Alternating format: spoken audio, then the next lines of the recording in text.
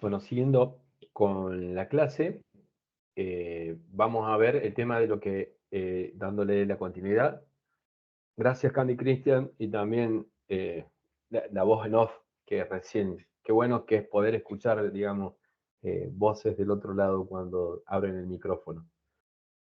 Las dependencias existen eh, entre, eh, digamos, voy a pasar de diapositiva. Las dependencias existen entre las diferentes sentencias y o tareas.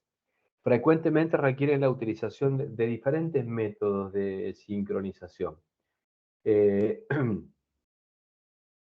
Cuando hablamos de sincronización, vamos a ver seguidamente lo que es sincronismo y la diferencia entre uno y otro, que básicamente en el sincronismo es indispensable cuando existen dependencia entre tareas, todos los procesos deben frenar su ejecución en un cierto punto para asegurar la congruencia de datos y continuar la ejecución.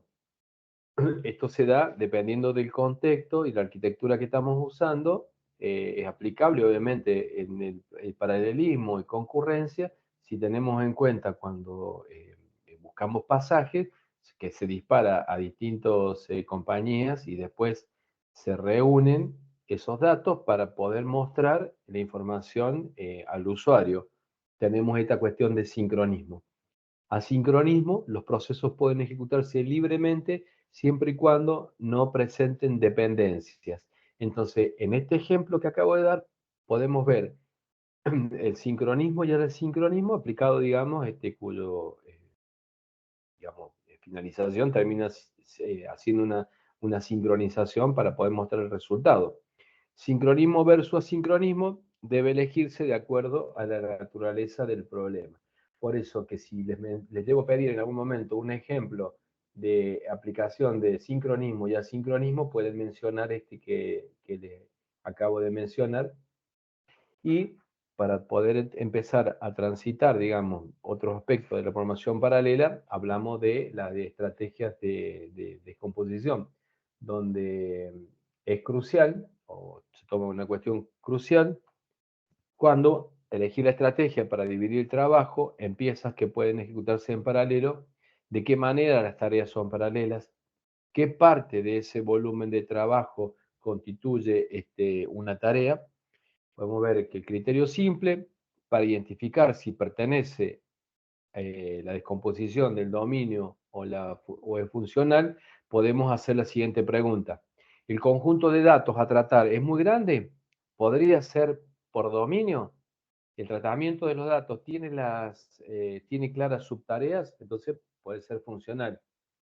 En la descomposición por dominio, eh, vemos que se utiliza cuando es posible resolver un problema aplicando la misma operación sobre partes diferentes de su dominio de datos. La descomposición de dominio, vemos que el dominio de datos del problema se divide en múltiples regiones o particiones, donde cada región se asigna a un nodo diferente y cada nodo o computadora realiza tareas similares sobre el conjunto de datos. El tratamiento de cada dato en general es independiente del procesador donde está. Se usa más comúnmente en problemas científicos, utiliza varios nodos concurrentes o exhibe condiciones naturales de escalabilidad. En la descomposición funcional tenemos que se ajusta a la propia arquitectura de la aplicación a paralelizar. Pueden identificarse las partes funcionales del cálculo del programa que constituye las principales fases de ejecución o se pueden identificar sus interdependencias. La superposición de datos mínimas y volumen de flujo de datos pequeño resulta en un grado de tareas con cierta topología y un excesivo solapamiento de datos resulta en demasiadas comunicaciones que pueden llevar a sus problemas de coherencia. Esto está puntualmente como parte, digamos, que lo vuelvo a mencionar cuando veamos el tema de, en la materia, digamos, de arquitectura 2, vamos a poder entender puntualmente estas cuestiones porque, digamos, las cachés son chiquitas, entonces el problema de coherencia se tiene que mantener siempre. En este caso, posiblemente deba utilizarse otra técnica de descomposición. Siguiendo con la descomposición funcional, luego de definir las fases funcionales e identificar sus interdependencias, se planifica la ejecución paralela de las tareas que son independientes, donde cada tarea se le va a asignar a un nodo. Suele estar limitado a bajo grado de paralelismo. No es muy común que en un programa haya demasiadas funcionalidades independientes entre sí. Lleva a tener un conjunto limitado de subtareas y no presenta propiedades naturales de escalabilidad. Una función por nodo sería. Un ejemplo, podemos mencionar en el armado de automóviles, donde hace varias décadas una persona podría ser responsable de armar un vehículo completo, y con los años la especialización del trabajo se hizo del armado de coches una sucesiva y cooperativa entre personas, dividiendo o descomponiendo en subtareas de montaje. Tenemos la que pinta, la que hace el motor, etc. Entonces, esto se puede ver como un claro ejemplo de descomposición funcional para darle, digamos, en este caso puntual, una especialización puntual de atención, donde obviamente tiene una cierta relación de dependencia, pero se puede hacer en paralelo muchas pinturas de auto, puede ver el motor de muchos autos, ¿no? Eso indica el ejemplo. Otras estrategias son poco comunes, pero pueden aparecer situaciones de uso según la naturaleza del programa, que puede ser de gran utilidad. Una descomposición recursiva, una descomposición exploratoria o una descomposición especulativa. Una descomposición recursiva es bien claro, lo que vemos que siempre lo tomamos en cuenta, se utiliza la estrategia de divide y vencerás. El problema se divide en un conjunto de subproblemas independientes, donde cada subproblema se resuelve recursivamente, subdividiéndolo sucesivamente, y finalmente se combinan los resultados para armar una solución general. La descomposición recursiva la podemos ver en el grafo, que tiene, si traen a colación el ejemplo de la búsqueda de vuelos, tenemos una cuestión muy parecida a la descomposición recursiva. La descomposición exploratoria se utiliza en aquellos problemas en que el objetivo perseguido es la búsqueda de una solución entre muchas posibilidades disponibles. Se divide el espacio de búsqueda en zonas más pequeñas que se asignan a diferentes nodos. Cada nodo busca la solución de su subespacio, deteniéndose cuando alguno de ellos se encuentra la solución. En esta estrategia, no todos los nodos involucrados constituyen a la solución del problema. Es decir, que si lo viéramos gráficamente, la descomposición, aquí veríamos que tenemos, digamos, la división donde uno de ellos puede generar o encontrar esa solución a la que estaba haciendo referencia. Bien, en la descomposición exploratoria dice que dependiendo de dónde se encuentre la solución dentro del espacio, la formulación paralela puede requerir más trabajo que la formulación serial. Entonces, podemos verla que esta descomposición queda graficada en la imagen que estamos viendo. De la descomposición especulativa se utiliza en aquellos casos en que el flujo de ejecución depende del resultado de alguna tarea. Se configura todos los flujos posibles de ejecución asumiendo los diferentes resultados de la tarea actual, y se asigna cada uno de ellos a un nodo para ejecutar los pasos posteriores. Esta estrategia se desconoce, obviamente, los datos de entrada mientras que el anterior se desconocen los datos de salida. Adelantar la ejecución, por ejemplo, en la condición de ir por el if por un lado y por el else por el otro, sería, digamos, lo más adecuado. Acá vemos una ejecución adelantada donde podemos ver cómo se aplica lo que estaba haciendo referencia. Si la predicción es errónea, el trabajo a realizar de adelantar la ejecución se desperdiciaría. Puede ser necesario deshacer los resultados de la tarea y restaurar el contexto en algún caso, pero digamos, siempre podríamos obtener una cuestión, digamos, que nos beneficie dentro de este contexto de ir por un lado u otro, donde la comunicación se hace presente una vez más y donde transitando en esto que en muchos algoritmos donde hablan en la literatura que resuelve, digamos, se resuelve mediante un abanico amplio de problemas, decimos que la mayoría de los algoritmos han sido diseñados con un sistema en mente y abordando una solución a este problema. Sin embargo, hay algunos paradigmas básicos de programación a los que responden muchos algoritmos. Puntualmente hay algunos más adecuados para otras. Entonces, una cuestión puntual es estructurar un algoritmo para descomponer y asignar tareas y cómo minimizamos las interacciones y balanceamos las cargas. Es, digamos, un criterio simple. El problema puede descomponerse según el dominio o la funcionalidad y cuál es la arquitectura subyacente a donde vamos a ejecutar. Puede ser un planteo que realicemos donde la descomposición por dominio y funcional podemos aplicar distintos algoritmos que anteriormente cuando mencioné que teníamos algoritmos para poder ver, hablaba de que sonaba a que teníamos un menú de algoritmos. Y cuando hablamos de menú de algoritmos, podemos hablar de que cuando realizamos la descomposición del dominio, podemos usar un modelo de paralelismo de datos o podemos usar un modelo master worker. Y cuando utilizamos una descomposición funcional, podemos hablar de un modelo de grafo de tarea o un modelo pipeline.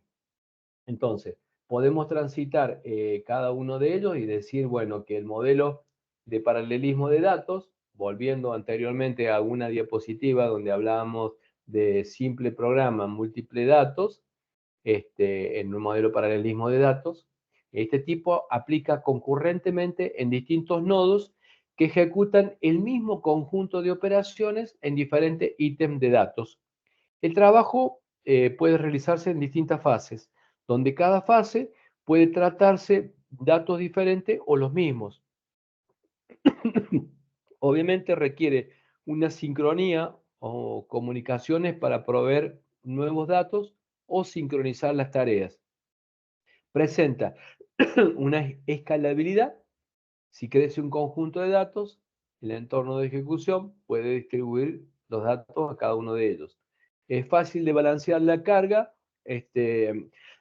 donde si se está en un medio uniforme, particiono uniformemente las tareas, la asignación de tareas puede ser estática o semiestáticas. Nosotros habíamos hablado anteriormente de estáticas y dinámicas.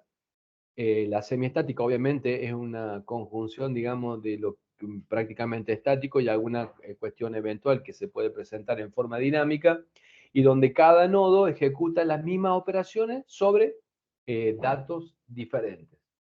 Entonces, eh, siguiendo, digamos, mirándolo en un contexto de paralelismo de datos, podemos decir que los procesos pueden estar cooperando, colaborando, digamos, como lo vemos en la figura. Hablando ahora de otro modelo, que es el modelo de Master Worker, decimos lo siguiente. Un caso particular del paralelismo de datos es que existe un proceso master que coordina el cómputo que realiza el resto de los procesos workers. El proceso master genera tareas y las asigna a los workers. Y en los procesos workers, ¿qué hacen? Procesan las tareas iterativamente conforme el máster la va enviando. Recién se adelantó la... Uy, presiono de a dos teclas a la vez. Recién vimos la imagen donde el máster coordina las tareas que le va asignando a cada worker. En el balanceo de carga depende de la homogeneidad y la granularidad de tareas. Cada worker ejecuta las mismas operaciones sobre datos diferentes. Una asignación obviamente de tareas dinámicas y el costo del procesamiento debería ser mayor al costo de la comunicación para aprovechar, digamos, una mejor performance. Un aspecto clave, el máster puede generar un cuello de botella si las tareas son muy pequeñas y los workers muy veloces. Se presenta un sincronismo o un asincronismo. En algunos casos, el trabajo debe realizarse en varias fases, es decir, el trabajo de una etapa debe configurarse antes de que el trabajo de la siguiente fase sea generado. En este caso, el máster fuerza la sincronización de todos los workers al final de cada fase para que puedan terminar. A esto, pensando en la dependencia de iteraciones, decimos que el máster necesita los resultados de todos los workers para poder generar un nuevo conjunto de datos. Las entradas de datos independientes se presentan cuando los datos van llegando al máster y no requiere los resultados de los datos anteriores para poder generar un nuevo conjunto de datos. Entonces tenemos la dependencia de estas interacciones o los datos independientes. Todos estos son detalles que tenemos que tener en cuenta a la hora de pensar en una solución paralela, es decir, de cómo vamos gestionando. Dentro del modelo de la distribución de datos, decimos que, como dice la diapositiva, distribuir todos los datos disponibles o distribuir bajo petición. Distribuirlo, los datos disponibles cuando el máster tiene listo un conjunto de datos para mandárselo a todos los workers, los distribuye todos siguiendo alguna política determinada. Más sencillo que implementar, pero con balanceo de carga menos equitativo. Lo tira todo por igual. O distribuir bajo petición. Distribuye las particiones más pequeñas, el máster distribuye un subconjunto de datos, los walkers, y a medida que van terminando, les va pidiendo, digamos, más datos, es decir, esto genera un incremento de las comunicaciones, pero disminuye el tiempo ocioso. Los resultados más efectivos a costo de una mayor gestión del máster. Entonces, nunca se termina de tener un modelo claro, porque siempre es como que en algún punto se pierde, digamos, y se beneficia otra sección. Grafo de dependencia de tareas, pensando como el modelo de grafos de tareas, mirando la otra opción, tenemos grafo de la abstracción, que se utiliza para representar las dependencias entre tareas y su orden relativo de ejecución. Tenemos un grafo dirigido acíclico para representar el orden de ejecutar de las tareas, que es parecido al que vimos inicialmente.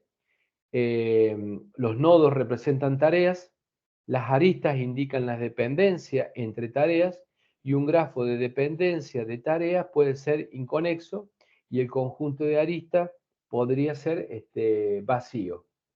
Dentro del modelo de grafo de tareas, algunas tareas pueden obviamente necesitar datos producidos por otras tareas.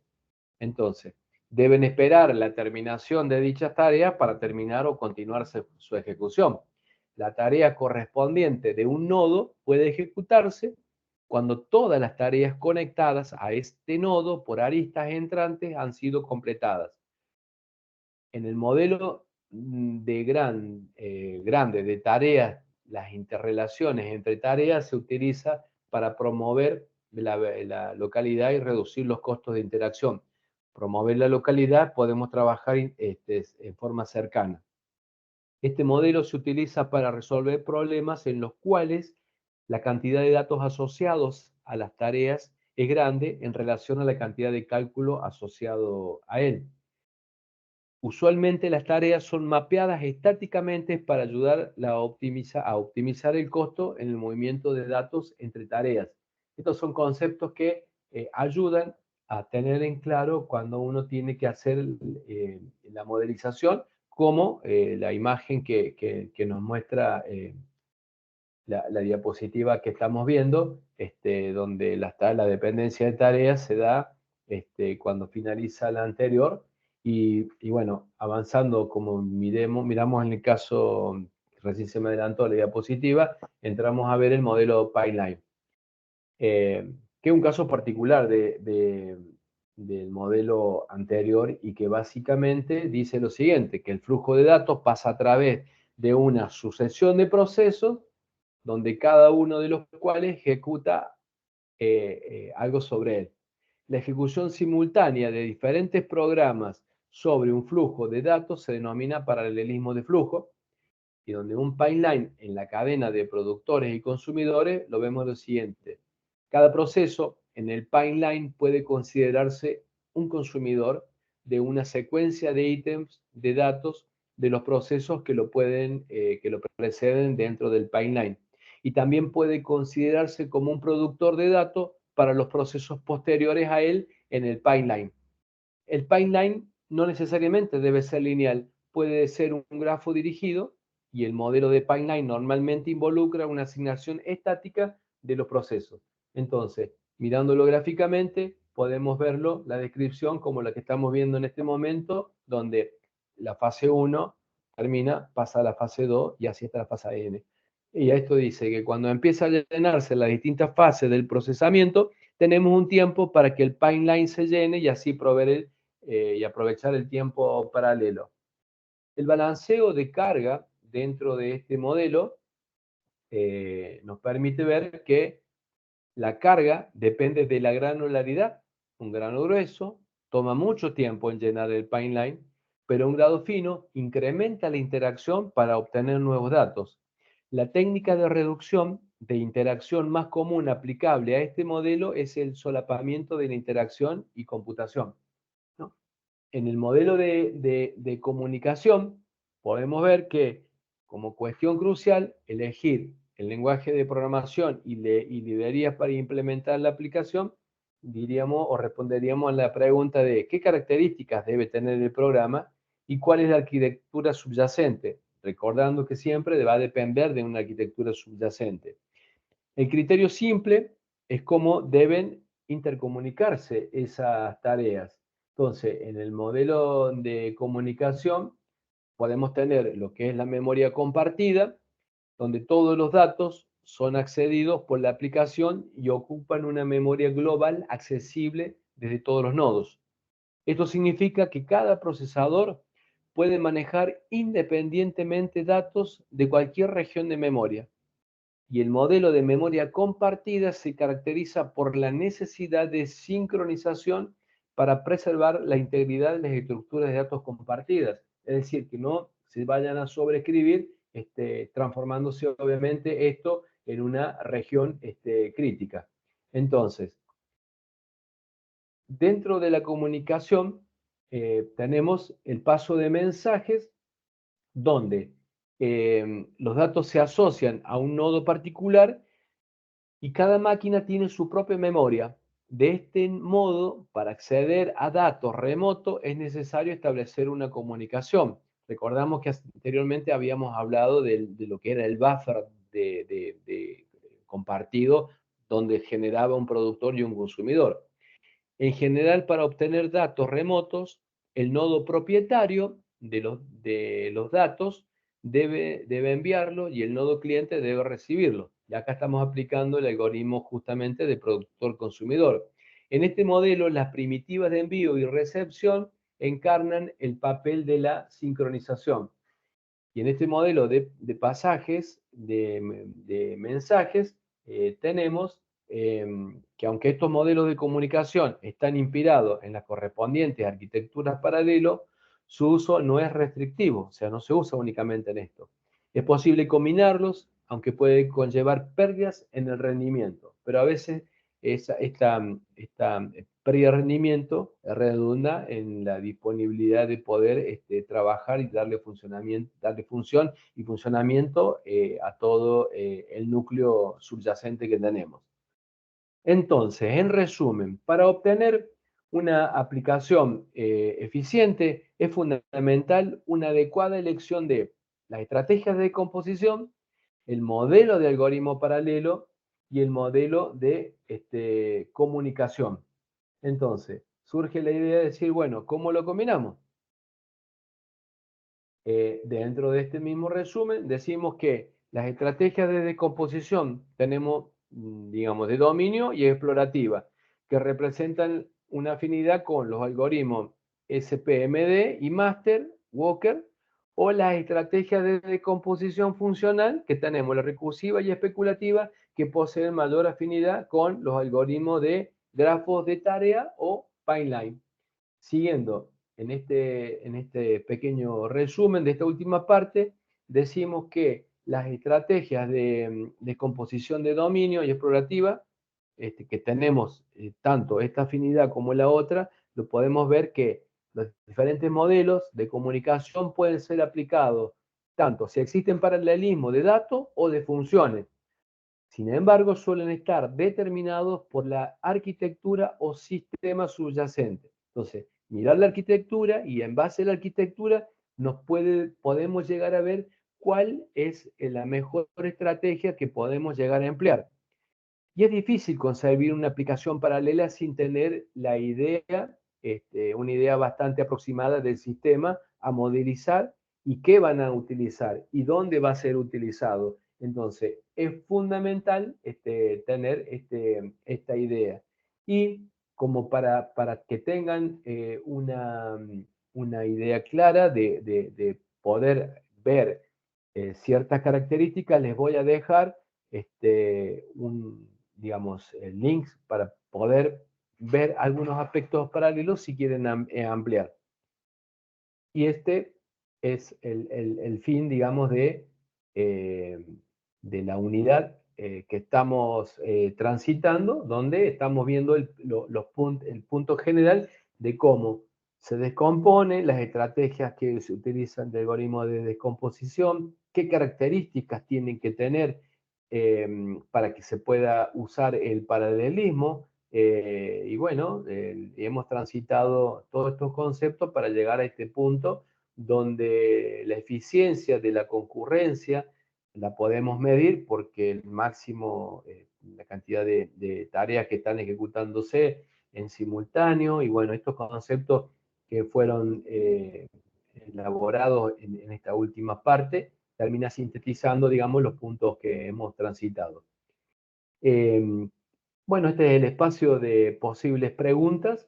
Va a quedar el video subido más tarde para que lo puedan mirar nuevamente y les voy a adjuntar obviamente la teoría para que puedan ir siguiendo y analizando. Recordando que, digamos, si bien es un resumen que lo que están viendo de varias bibliografías, para que les pueda servir natural, que si leen un libro puedan ver, digamos, les resulte familiar porque forma parte de los conceptos que he introducido, o leen otra bibliografía y van a ver lo común.